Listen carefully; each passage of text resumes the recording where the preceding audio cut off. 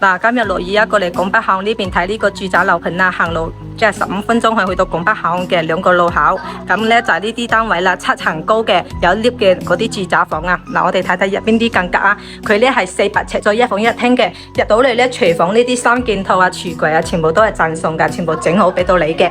入到嚟呢就係我哋嘅房間同埋個廳呢邊啦，佢呢係擺一張1.8米嘅大床都冇問題㗎，包括呢個衣櫃呢係全部整好俾你嘅，雪櫃都係送俾你㗎，冷氣都係送嘅。咁佢呢邊咧入邊係整咗一個洗手間，係隱藏式嘅。嗱，一開燈就睇到好闊落噶啦。佢呢扇門咧，如果閂落去嘅話咧，你根本就睇唔出係有一個洗手間喺入邊嘅。呢個設計都幾好啊。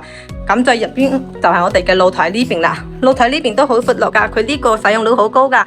望過對面咧，佢啲樓間佢都夠闊，而且咧嗱呢邊入住率好高噶，停咗好多車噶，泊車都方便嘅。咁樣嘅單位呢，佢總價68萬，喺拱北口岸步行15分鐘就可以過關去澳門嘅。